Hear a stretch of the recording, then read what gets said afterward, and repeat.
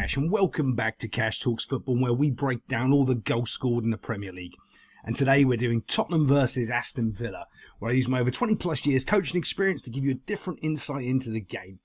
Now, Aston Villa have kind of lost their legs a little bit in the Premier League. They kind of remind me of Newcastle a few years ago when they had such a great season, got into the top four, then they had Champions League to play, and they didn't have enough legs in their team to sort of keep their weekly momentum building in the Premier League and keeping that pressure on that they're a good team.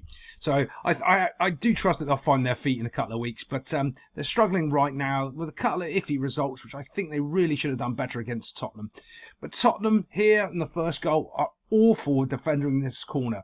So we just want to have a little quick look at this front post. We have 1, 2, 3, 4 Tottenham players all going for this ball, and none of them really deal with the danger. So when this ball comes in, what you really want is your ball winner. You kind of want to set it away so you've got either 1 or 2 players, and they really want to be making the contact with the ball. They're not going to be the people that are marking their the better headers of the balls, their strikers, or their central defenders that are coming up. You want someone that's going to attack the ball who can actually win the ball. Right here, when this ball comes in, you can see it goes up. There's only one real, well, I was going to say West Ham player. I always get West Ham and Aston Villa mixed up. God. But that's not the thing I want to highlight. I want to highlight right here when the ball goes into the drops to the striker. There's not a single Spurs player anywhere near him.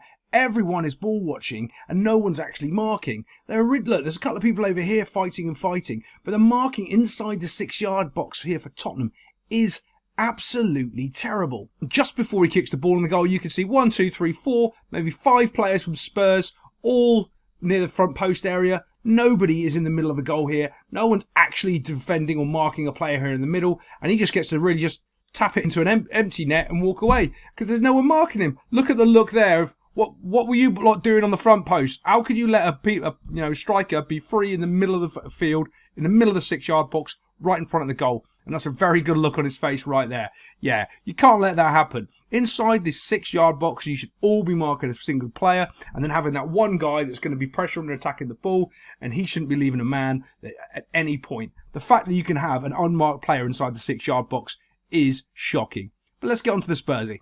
Actually, this is a bit of a better angle, and you can see it right here. There's almost like a pocket. Here's the Spursy players. There's the Villa players. No one's marking here. Don't know what you two are doing because you're not really winning the ball and you're just letting 2 players be completely free inside the 6-yard box. Shocking. Let's move it on. Okay, we're going to start with this team build up here from just inside the halfway line. The ball's coming out. Matty Cash is coming out to pressure him. Yeah, I don't know many footballers' names in the Premier League because I really don't care about what their name is. I care about how they play, what their structure is and all that sort of nonsense. But this is Cash. Obviously, he's the best player in the Premier League because his name is the same as mine. Watch this here, okay? We're going to. It's hard to sort of do analysis on these games when you can't just let the whole game flow because you get copyright struck. So I have to do it in sort of like snapshots, which makes it very, very difficult to do. But I want to watch this guy here and watch what ends up happening as he's trying to track back and defend this ball here. Here he is. He's come up to help now. Cash's body shape is completely wrong. He's opened up from behind so he can get. So his back here is the thing that he doesn't want the ball to be behind. And he's opened up his back so the ball can easily come in behind him. But we know the rules on this channel. If someone's put their hand up, told someone what to do, within 5 seconds, the other team is going to score. Now, there's so many issues with this. This happens week in, week out in the Premier League. Otherwise, I wouldn't have made a rule for it because it happens so often. So think of it this way. You're doing your job as a right back and you're trying to win the football. Someone else comes in and says, go away and mark the space behind you, which isn't necessarily the wrong thing to do. But what that player always, and I mean always does, is doesn't take over from you and put pressure on the ball and win the ball back for you. What they do is just sort of stand there and go, oh, as you run off to cover the space or you slightly move, or more importantly, you don't pressure and win the ball back. All of a sudden, they score a goal. So now you can see his point of view, what he's trying to do, but he doesn't really understand football. Because this player here came on an overlap and he's the player that he's tracked running, he's telling him to track that player, but he hasn't done the basics of going to win the ball and taking over from his position. It's like, okay, you go do my job and I'll do yours, but I'm not going to do your job now. I'm just going to tell you to go and track the runner that I should have tracked, that I was running with. And I told you not to do the job of winning the football, but neither am I going to do it anyway. So then Son gets to whip this cross in, and to be fair, it's a quality cross. But you've got 1, 2, 3 defenders, and these two right here are not goal side. Now, it's also a little bit misleading because we're stopping the image, and they are on transition, they are running back, but you can see if one player can get there, these other two can get there as well. And you also saw they slowed down for a second, and that second they slowed down, there's enough recovery time for these two to get goal side and actually defend, and they don't. He gets himself an easy goal.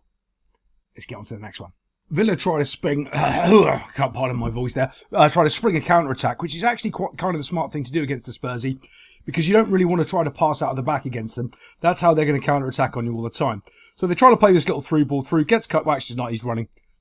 He gets tackled very, very easily, and now they're on the counter-attack. Now this is the point here when you're Villa, and if you want to reset, okay? You just want to calm down, try to stop the ball, and try to stop the energy and the pace that's going to come at you on this transition, just to try to reset and get your grounds. No silly mistakes, just do your job, mark your players, hold your zones, hold your shape, mark your, that's all you need to do.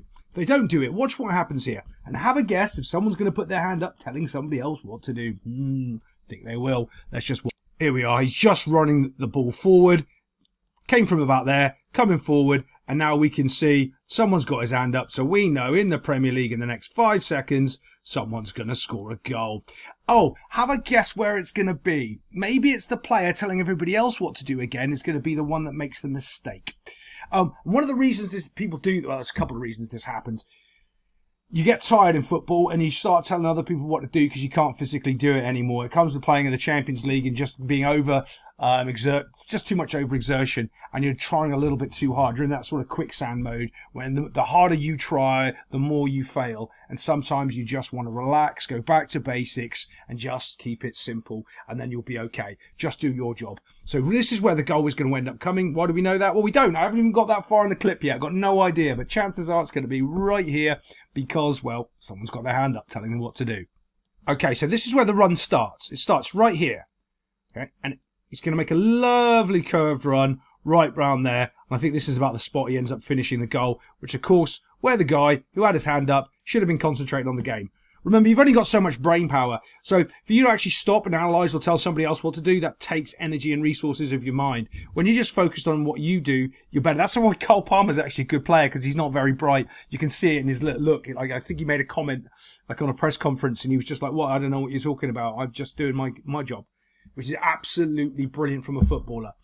Especially if you're on the back line, just do your job, you'll be fantastic. So when this little flick happens here, we got 1, 2, there we go, look at that run. All of a sudden, they're all stagnant, right? And no one has picked up or tracked this run. But more importantly as well, this is something I'm seeing more and more in football lately. Everybody is fixated on the point of the ball, which is okay to an extent, but nobody is absolutely watching the big picture. Look, even here, he hasn't even identified and spotted it. If he could have eaten.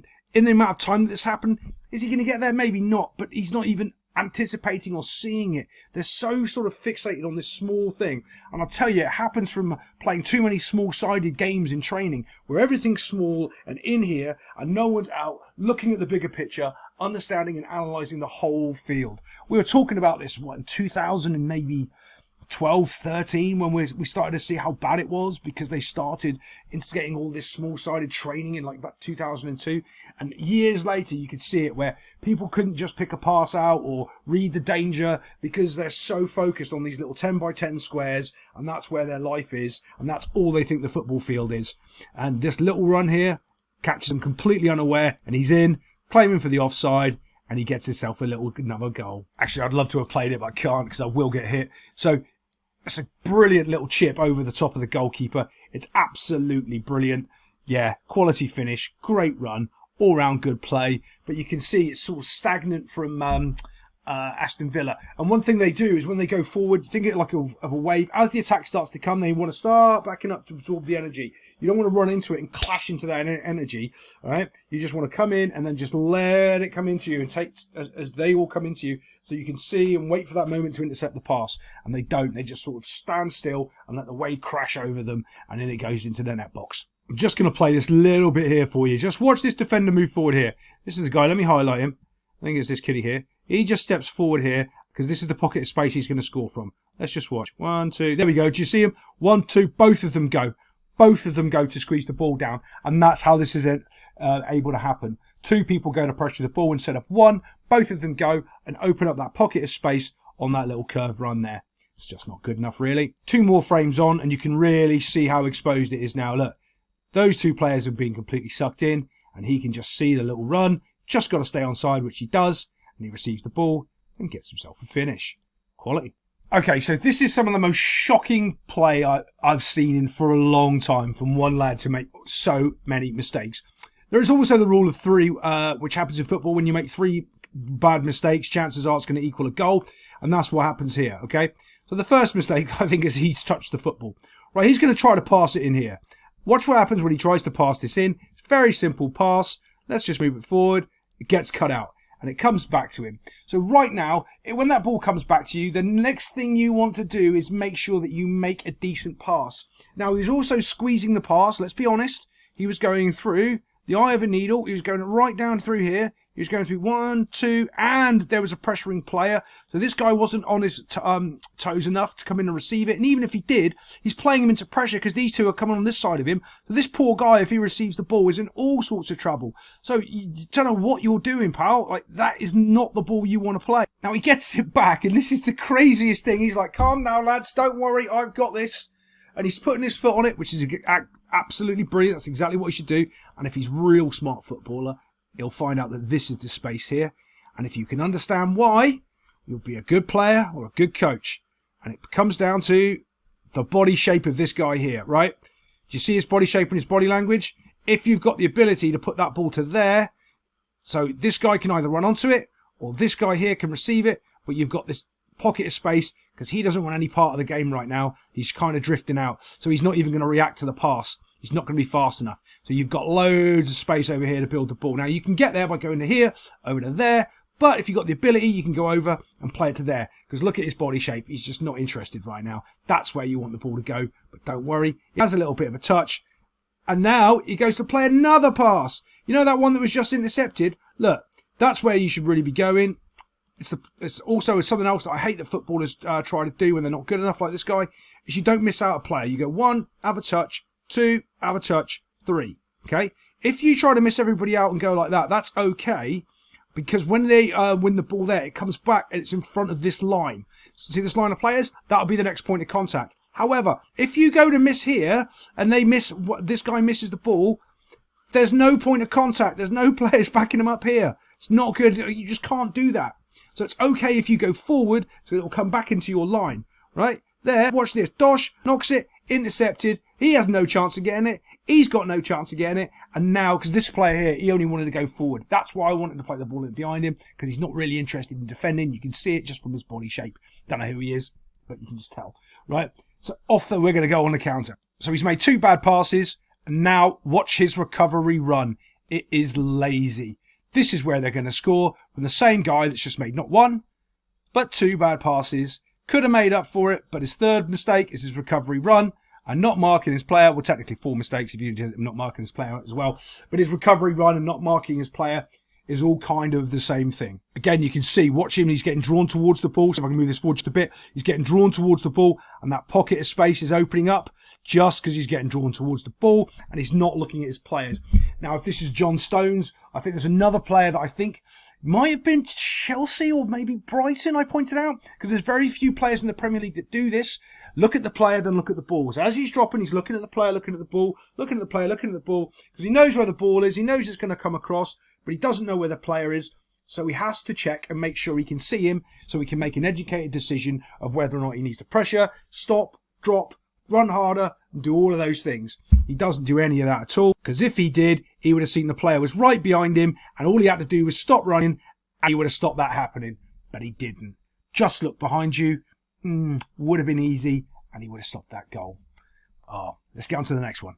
Unfortunately, this is James Maddison, who I don't know why I don't like. I think he's a quality footballer, except for he's not been good this season. He's just one of those people that I've taken instant dislike to. It was something to do with him back at Leicester, and I love Jamie Vardy, so I don't know. It's a bit annoying, but he takes a magical free kick.